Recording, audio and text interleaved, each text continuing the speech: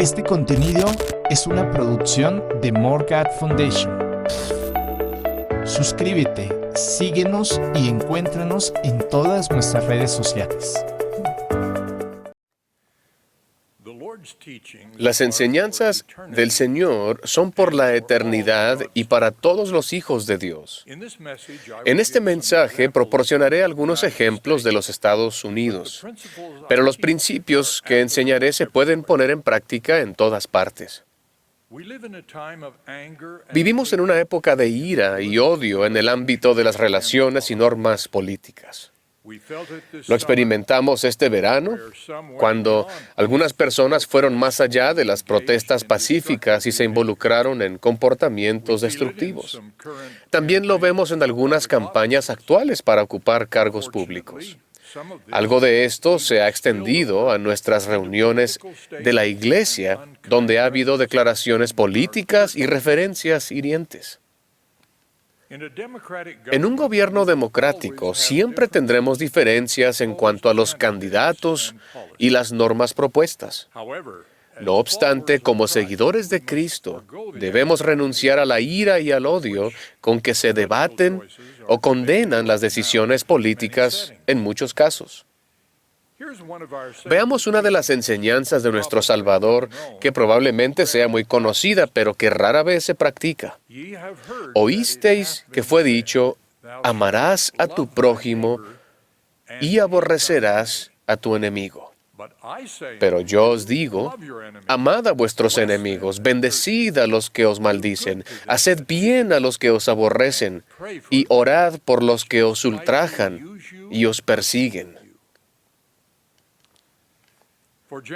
Durante generaciones se había enseñado a los judíos a odiar a sus enemigos, y en esos momentos sufrían bajo la dominación y las crueldades de la ocupación romana. Sin embargo, Jesús les enseñó a amar a sus enemigos y a hacer el bien a los que os aborrecían.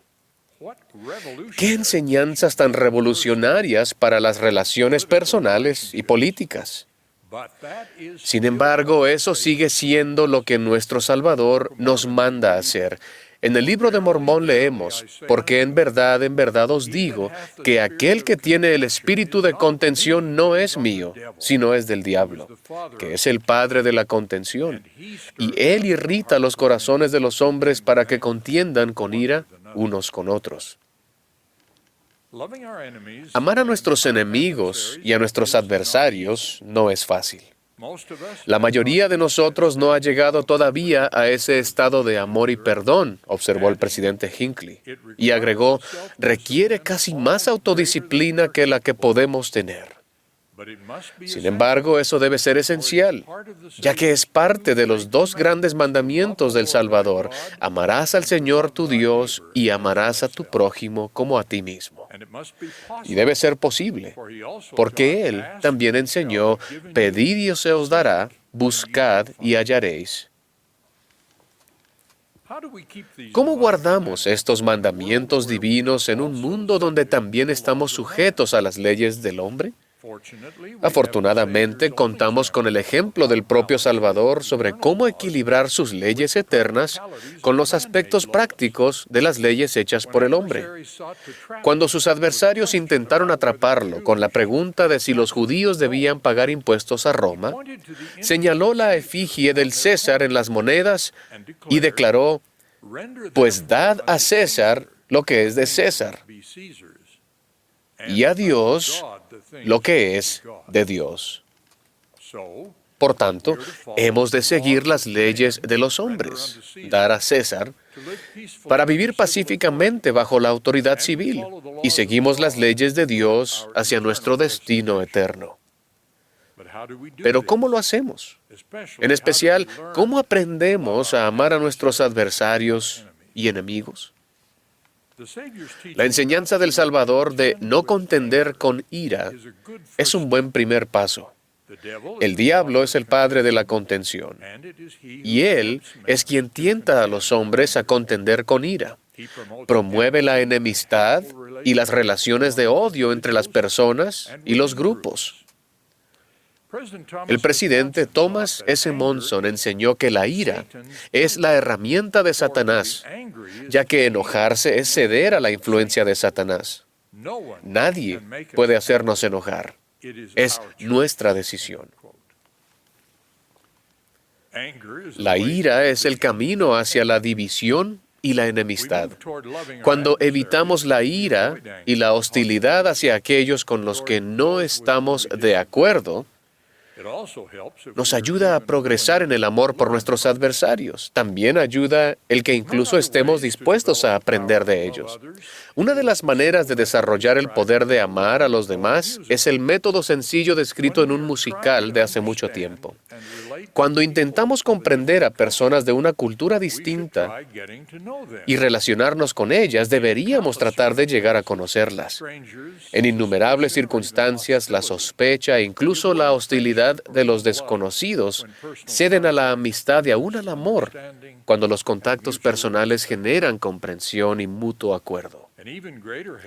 Una ayuda aún mejor para aprender a amar a nuestros adversarios y enemigos es buscar entender el poder del amor. Les presento 3 de las muchas enseñanzas proféticas sobre esto. El profeta José Smith enseñó que un dicho avalado por el tiempo afirma que el amor engendra amor. Demos amor abundantemente, mostremos bondad hacia todo el género humano. El presidente Howard W. Hunter enseñó: el mundo en que vivimos se beneficiaría grandemente si todos los hombres y las mujeres pusieran en práctica el amor puro de Cristo, que es bondadoso, misericordioso y humilde. No tiene envidia ni orgullo. No busca nada a cambio. Ni tiene lugar para el prejuicio, el odio ni la violencia. Alienta a las personas a que convivan en amor cristiano, no obstante sus creencias religiosas, su raza, nacionalidad, nivel económico, educación o su cultura. El presidente Russell M. Nelson nos ha instado a ensanchar nuestro círculo de amor para abarcar a toda la familia humana. Una parte esencial del amor a nuestros enemigos es dar al César, honrando las leyes de nuestros distintos países. Aunque las enseñanzas de Jesús eran revolucionarias, Él no enseñó ni la revolución ni el quebrantar las leyes. Él enseñó un camino mejor. La revelación moderna enseña lo mismo. Ninguno quebrante las leyes del país, porque quien guarda las leyes de Dios no tiene necesidad de infringir las leyes del país. Sujetaos, pues, a las potestades existentes. Y nuestro artículo de fe, escrito por el profeta José Smith, después de que los primeros santos sufrieran una severa persecución por parte de los gobernantes de Missouri, declara: creemos en estar sujetos a los reyes, presidentes, gobernantes y magistrados, en obedecer, honrar y sostener la ley. Esto no significa que estemos de acuerdo con todo lo que se hace con fuerza de la ley. Significa que obedecemos las leyes actuales y nos valemos de medios pacíficos para modificarla.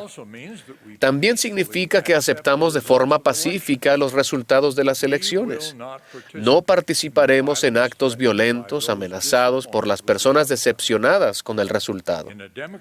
En una sociedad democrática siempre tenemos la oportunidad y el deber de persistir pacíficamente hasta las próximas elecciones. La enseñanza del Salvador de amar a nuestros enemigos se basa en la realidad de que todos los seres mortales son hijos amados de Dios.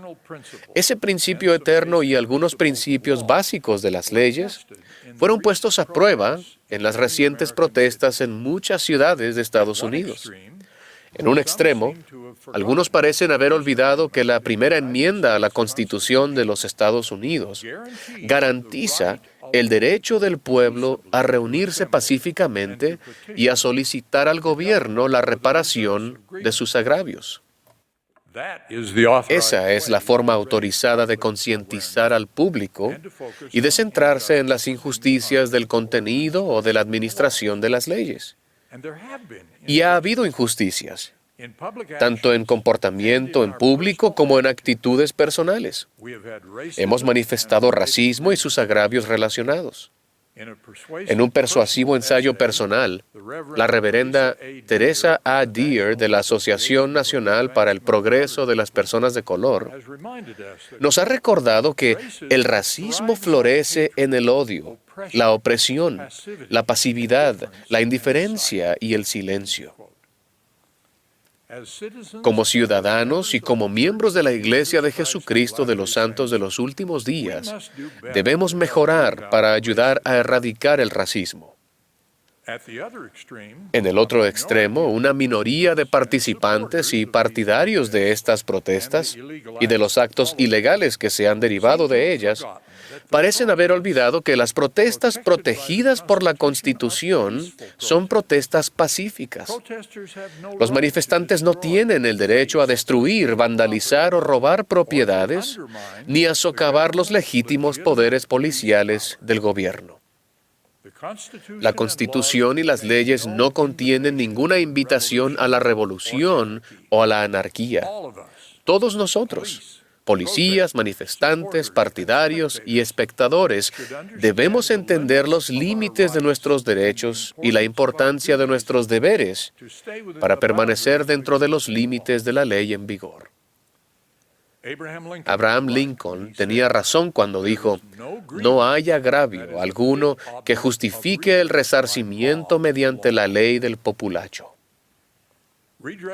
El resarcimiento de agravios a través de los populachos constituye un resarcimiento por medios ilegales. Eso es anarquía, una condición que no cuenta con gobiernos reales ni con policía formal, que socava los derechos individuales en lugar de protegerlos.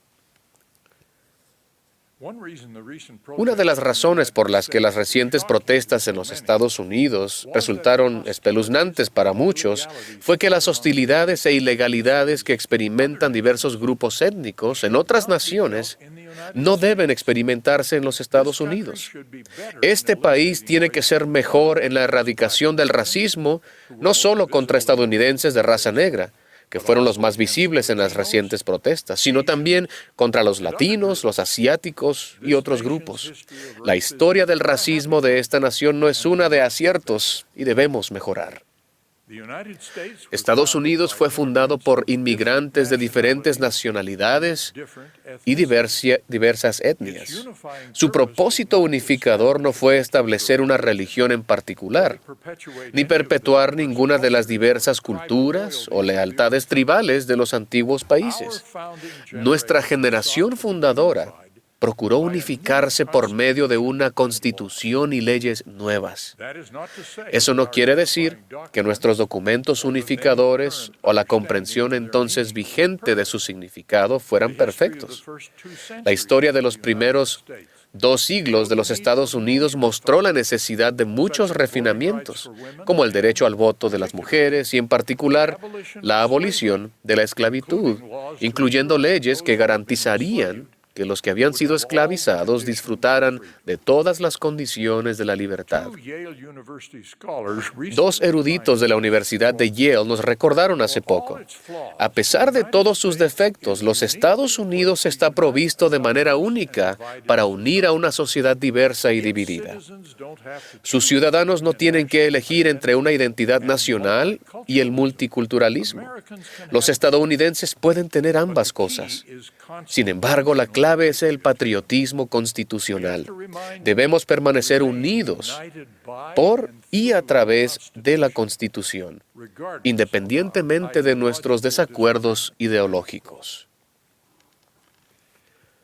Hace muchos años, un ministro de Asuntos Exteriores británico brindó este magnífico consejo durante un debate en la Cámara de los Comunes: ni tenemos aliados eternos, ni tenemos enemigos perpetuos. Nuestros intereses son eternos y perpetuos, y es nuestro deber atender esos intereses. Esa es una buena razón secular para atender los intereses eternos y perpetuos en los asuntos políticos. Además, la doctrina de la Iglesia del Señor nos enseña otro interés eterno para guiarnos: las enseñanzas de nuestro Salvador que inspiraron la Constitución de los Estados Unidos y las leyes básicas de muchos de nuestros países. La lealtad a la ley vigente en lugar de la lealtad a los aliados temporales es la mejor forma de amar a nuestros adversarios y a nuestros enemigos, a medida que buscamos la unidad en la diversidad. Saber que todos somos hijos de Dios nos proporciona una visión divina del valor de todas las personas y la voluntad y la capacidad de elevarnos por encima de los prejuicios y el racismo. Después de haber vivido en muchas partes de esta nación, el Señor me ha enseñado que es posible obedecer y procurar mejorar las leyes de nuestra nación y también amar a nuestros adversarios y a nuestros enemigos. Si bien no es fácil, es posible con la ayuda de nuestro Señor Jesucristo. Él dio el mandamiento de amar y nos promete su ayuda si procuramos obedecer. Testifico que nuestro Padre Celestial y su Hijo Jesucristo nos aman y nos ayudarán. En el nombre de Jesucristo. Amén.